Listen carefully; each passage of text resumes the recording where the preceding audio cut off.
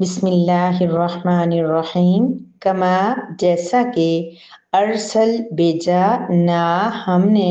فی میں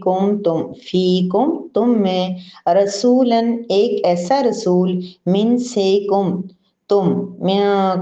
جو تمہیں میں سے ہے یتلو وہ تلاوت کرتا ہے اوپر کم تمہارے علیکم تم پہ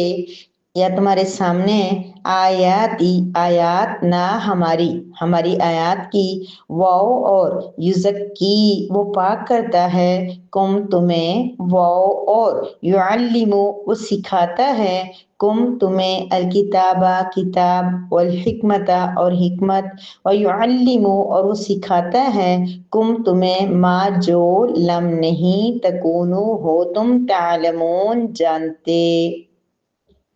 یا نہیں تھے تم جانتے کما ارسلنا فیکم رسولا منکم یتلو علیکم آیاتنا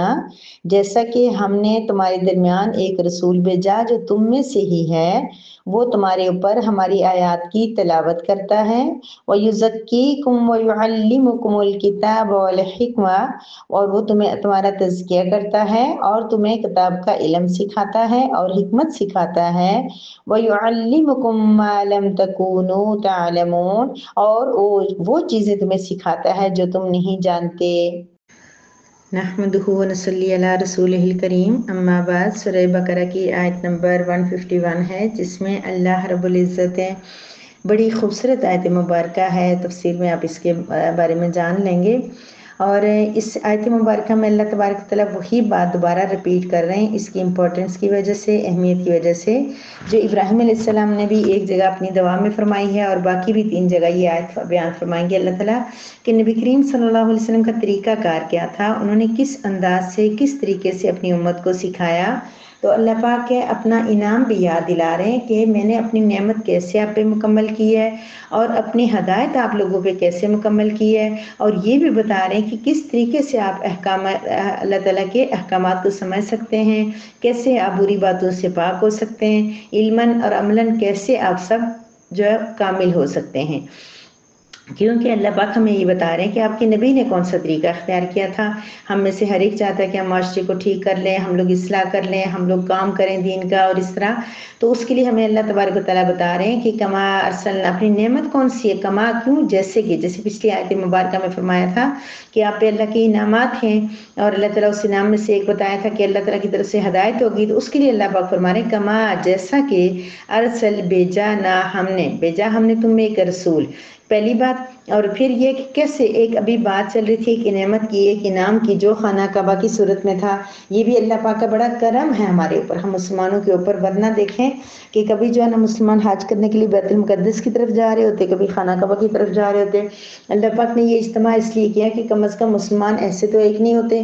ان مسلمانوں کو ایک یعنی کہ سبق ملے کہ ہمیں حج کے دوران کس طرح ہم تمام مسلمان ہر رنگ ہر نسل ہر طرح کے ہم وہاں پہ جمع ہو جاتے ہیں وہاں پہ سارے اختلافات بلا دیتے ہیں تو اللہ تبارک و تعالیٰ نے یہ اجتماع رکھا کہ ایک جگہ ہے جہاں پہ تمام مسلمان جمع ہوں گے اور ان کے اندر یکجہتی پیدا ہوگی تو اللہ پاک نے جس طرح خانہ کعبہ ایک انعام کے طور پہ دیا اگر انعام نہیں ہوتا وہ خانہ کعبہ تو بالکل لے کے سب اپنے اپنے جنی کے چل رہے ہوتے ہیں اور اسی طرح نماز کے وقت 5 وقت میں اللہ تعالیٰ ہمیں نماز پڑھتے ہوئے یاد دلاتے ہیں کہ سب ایک ہی خانہ کعبہ کی طرف منہ کرو یعنی کہ سب ایک ہی سائڈ پہ منہ کرو اور اس کا مطلب یہ کہ سب ایک ہو جاؤ مسلمان ایک ہوں گے تو ان کو جو ہے نا اللہ تبارک و تعالیٰ فتح اور نصرت نصیب فرمائیں گے جیسے کہ آج بھی فلسطین کا کیا حال ہو رہا ہے اور ہم مسلمانوں کو کوئی ٹس سے مس نہیں ہو رہی کوئی افسوس نہیں کوئی دکھ نہیں پوری دنیا میں کتنے مسلمان ہیں تو کوئی یعنی کہ وہ نہیں ہو رہا تو کوئی اتفاق نہیں ہے کوئی کسی کی فکر نہیں ہے ہر بندہ اپنی فکر میں پڑا ہوا ہے ابھی یہ دنیا میں یہ حال ہے تو آخرت میں کیا ہوگا تو اللہ پاک نے جہاں پہ یہ انعام ہمیں خانہ کعبہ جیسے آج یہ ٹاپک اگر کلوز ہوگا تو آپ دیکھ لیں کہ اس میں ہمیں بار بار اللہ تبارک و تعالیٰ نے بتایا کہ خانہ کعبہ آپ کا خانہ قبلہ ہے یعنی کہ آپ نے جس طرح نماز اس کی طرف منہ کر کے تمام مسلمان پڑھتے ہیں جس طرح حج اسی کے پاس آ کے تمام مسلمان کرتے ہیں اسی طرح تمام مسلمان ایک ہو جائیں پھر اللہ پاک ہمیں انعام دوسرا انعام یاد دلا رہے ہیں کہ اس انعام کی طرح ایک انعام ہم نے یہ بھی کیا کہ ہم نے تمہارے درمیان رسول بھیجا کبھی ہم نے اس بات کا شکر ادا کیا ہے کہ رب کریم نے ہمیں حضرت محمد مصطفیٰ صلی اللہ علیہ وسلم جیسا نبی دے کے ہمارے اوپر کتنا بڑا احسان کیا نہیں ہم تو کہتے ہیں ہمیں لگتا ہمارا حق تھا جبکہ کتنا انبیاء دعا کرتے تھے، تمام امتیں دعا کرتی تھی کہ ہمیں نبی کریم صلی اللہ علیہ وسلم کی امت میں شامل فرما۔ تو یہ اللہ رب العزت کا بہت بڑا ہمارے اوپر احسان ہے، ہمیں اس کا شکر ادا کرنا چاہیے کہ یا رب کریم آپ نے ہمیں نبی کریم صلی اللہ علیہ وسلم کی امت میں سے بنایا۔ تو اللہ پاک بتا رہے ہیں کہ ہم نے ایک ایسا رسول بھیجا جو تمہیں میں سے ہمارے جیسا بالکل نہیں، اللہ رب العزت نے ہمارے جیسا انسان بنایا ان کو، باقی وہ بہت اعلیٰ درجہ، بہت جس کے ہم لوگ کسی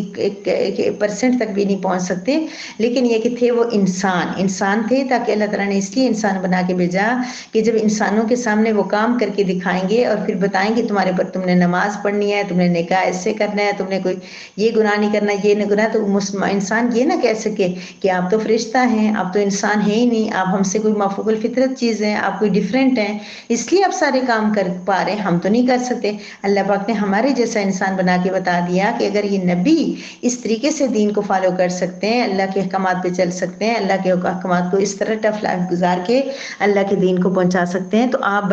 بھی کر سکتے ہو۔ لیکن ہم آج سوچتے ہیں کہ ہم کچھ نہیں کر سکتے، ہمارے نبی نے ہمیں سب کچھ کر کے دکھایا۔ جسے اللہ پاک فرما رہے ہیں یہ نبی کیا کرتے ہیں، سب سے پہلی بات یتلو علیکم آیاتنا، ہمارا قرآن پڑھ کے سناتے ہیں، تلاوت ہے، یتلو تلاوت ہے۔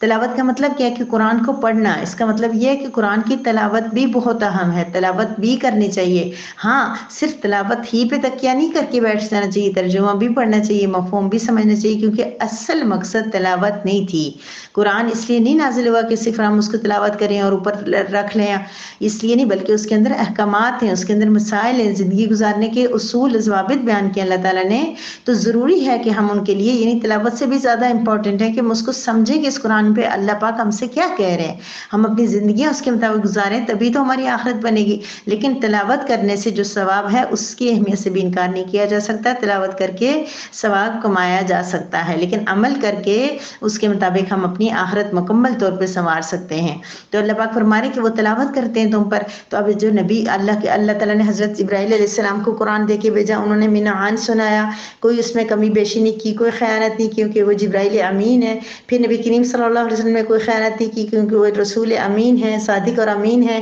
آپ نے ہر چیز مکمل اسی طرح۔ اب ہمارا بھی میری بہنوں حق بنتا ہے کہ ہم اس قرآن کو اسی طرح پڑھیں جس طرح رب نے نازل کیا۔ ہمیں وہ آواز نہیں آئے گی، ہمارا ایکسنٹ اتنا اچھا نہیں بن جائے گا، لیکن ہم کوشش کرنے والوں میں تو ہوں۔ ہم لوگ کیوں چھوڑ دیتے اس قرآن کو پڑھنے سے؟ ہماری تجوید اچھی نہیں ہے، ہم جانتے ہیں، میری تجوید اچھی نہیں ہے، بالکل بھی اچھی نہیں ہے، میں بہت مجھے پتہ ہے کہ کمیاں آپ کو بھی سنتے ہوئے بہت بار فیل ہوتا ہوگا، لیکن یہ کہ میں کوشش کر رہی ہوں، میں اس تلاوت کو ٹھیک کرنے کی لگاتار کوشش کر رہی ہوں، میں نے اس کو چھوڑا ہوا نہیں ہے۔ اسی طرح میری بہنوں آپ سب بھی مت چھوڑیں، اس کی تلاوت کرنے کی کوشش کرتے رہیں، پھر ہم اللہ تعالیٰ سے کہیں گے اللہ ہم سے نہیں بن سکا تھا اتنا اچھا ایکسنٹ تیرے نبی جیسا، لیکن ہم اس کی تلاوت کرنے کی کوشش کرتے تھے، اچھی تجوید سیکھنی ہے ہم نے، نہیں سیکھیں گے تو ہم بہت گناہگار ہوں گے، پھر ہم غلط پڑھیں گے تو ہم امانت میں خیانت کر لیں گے۔ تو تلاوت کرتے ہیں ہماری یعنی تلاوت سننے سے، تلاوت کرنے سے بھی قرآن اثر کرتا ہے۔ یہ قرآن کوئی عام دنیا کی کتاب نہیں ہے کہ صرف میننگ کے ساتھ ہی ہمیں پتہ چلے گا، صرف تلاوت کرنے سے بھی یہ اثر کرے گا۔ پھر نبی کیا کرتے ہیں، یزکیکم، تزکیہ کرتے ہیں تمہارا، تمہیں پاک کرتے ہیں، سکھاتے ہیں کہ اس قرآن پہ کیسے عمل کرو گے، کس طرح تربیت کرتے ہیں، خود عمل کر کے تمہیں اپنا عملی نمونہ سامنے پیش کر کے تو تمہیں سکھاتے ہیں۔ ہم عملی نمونہ نہیں پیش کر سکتے، ہم صرف بس قرآن سنا رہے ہیں، لیکن ہمیں کرنا چاہیے کہ جو ہم دوسروں کو بتا رہے ہیں ہمیں اس پہ پہلے خود عمل کرنا چاہیے۔ تو وہ تزکیہ ہے، یعنی نبی کریم صلی اللہ علیہ وسلم صحابہ کرام کا کیسا تزکیہ کیا تھا، ہم نے کتنی بار پڑھ چکا، اللہ تعالیٰ قرآن میں ان کی تعریف بیان فرما رہے ہیں، ان کی مثالیں دے رہے ہیں، تو ہمیں دیکھنا چاہیے کہ ہمارے نبی نے کیسے تزکیہ کیا ہے، اور آج بھی نبی کی احادیث ہماری تزکیہ کر رہی ہیں۔ وَيُعَلِّمُكُمُ الْكِتَابَ، اور وہ سکھاتا ہے تمہیں کتاب، کون؟ نبی۔ کتاب صرف تلاوت کرنا کافی نہیں، صرف اس کو تزکیہ مکمل کر لیں تو بہت اچھی بات ہے، لیکن اس کے ساتھ یعلمکم، سیکھنا بھی ہے اس کو، اس کے ہر گہرائی میں، میننگ میں، تجوید میں کون سا رول ہے، کیا ہے یہاں پر، اور اس کے اندر میننگ میں کیا آ رہا ہے، اس کا صیغہ کون سا ہے، اس میں صرف کون سی ہے، نحو کون سی ہے۔ میری بچیاں بہت پریشان ہوتی ہیں جو مدارس میں پڑھتی ہیں کہ ہمیں اتنا ڈیپلی بتایا جاتا ہے، پتہ نہیں صرف نحو کا کیا قرآن سے تعلق ہے۔ تو ان کا تعلق ہے میری بیٹیوں، جو قرآن پڑھنے کے لیے مدارس کے لیے اگر کسی بیٹی کو اللہ نے قبول کیا ہے تو بہت گہرا تعلق ہے ہمارے قرآن کے ساتھ، کیونکہ اللہ کہہ رہے ہیں کہ میرے نبی یعلمکم، سکھاتا ہے تمہیں، تو ہم نے سیکھنا ہے اس کو، تو سیکھنے کے اندر پھر ہر طرح کی گہرائی آ جاتی ہے، اور حکمت بھی نبی نے ہمیں سکھائی ہے. اول حکمت اور حکمت یعنی کتاب و حکمت یہ کیا ہے؟ ایک قول یہ کہ حکمت سے مراد یہ کہ حدیث ہے، قرآن ہی ہے، اور دوسرا یہ کہ فلسفہ ہے اور اخلاقیات ہیں، اور اس کے حدیث بھی اس سے مراد ہے. بہرحال حکمت کا لفظ جو عام استعمال ہوتا ہے وہ اس کے لیے ہوتا ہے کہ سوچ سمجھ کے ایک اچھے طریقے سے اچھے ویو سے دوسروں کو تک پہنچا دینا. یعنی نبی نے اس قرآن کو حکمت کے ساتھ پہنچایا ہے، ایسی زبردستی نہیں پہنچا دیا کہ 2 دن کے اس مسلمان ہوتے ساری زندگی انہوں نے عمل کیا ہے. تو ہمیں بھی حکمت کے ساتھ سوچ سمجھ کے دیکھ کے اس کی تعلیم تربیت کرنی چاہیے. وَيُعَلِّمُكُم مَّا لَمْ تَكُونُوا تَعْلَمُونَ. نبی ایسی ایسی چیزیں سکھاتے ہیں ہمیں جو انہوں نے قرآن کے ذریعے اور قرآن کی تفسیر کے ذریعے اور حدیث کے ذریعے ہم تک پہنچائی، جو ہمیں نہیں پتہ تھی. کچھ بھی نہیں پتہ تھا، ابھی بھی نہیں پتہ، کیونکہ ہم حدیث کو پڑھتے نہیں ہیں، ہم قرآن کو پڑھتے نہیں ہیں. میری پیاری بہنوں، جیسے قرآن سیکھنے کی کوشش اگر آپ کر رہی ہیں تو کہیں نہ کہیں احادیث بھی آپ پڑھنی شروع کر دیں، احادیث بھی سننی شروع کر دیں. جب دل کے اندر طلب ہو تو اللہ پاک وسیلے بنا دیتے ہیں. میں نے 40 حدیث والا کورس شروع کیا، الحمدللہ مکمل ہونے والی ہیں. ایک بچے کو مدرسے میں داخلہ کروایا، وہاں سے ان کے مولانا صاحب کا پتہ نہیں انہوں نے کہاں سے مجھے گروپ میں ڈالا. روزانہ مجھے ان کی حدیث جو ہے ترجمہ مفہوم کے ساتھ ملتی ہے، وضاحت کے ساتھ ملتی ہے. تو آپ بھی کوشش کریں کہیں نہ کہیں سے حدیث بھی شروع کر دیں، حدیث بھی پڑھنا شروع کر دیں، تو پھر ہمیں وہ چیزیں معلوم ہوگی جو نبی نے ہمیں سکھائی تھی، جو نہیں جانتے تھے. اگر حدیث نہیں پڑھی، نبی کا طریقہ نہیں پڑھا، ان کی زندگی نہیں پڑھی، قرآن کو نہیں پڑھا، نہیں سمجھا، تو کیسے ہمیں ابھی بھی معلوم ہوگی وہ باتیں جو ہمارے نبی نے ہمیں سکھائی ہیں، جو ہم جانتے نہیں تھے اور ابھی تک ہم نہیں جان رہے. جب تک ہم پڑھیں گے، ہم کوشش کریں گے، ہم سیکھیں گے، تب ہی جان پائیں گے. وآخر دعوانا ان الحمد للہ رب العالمین.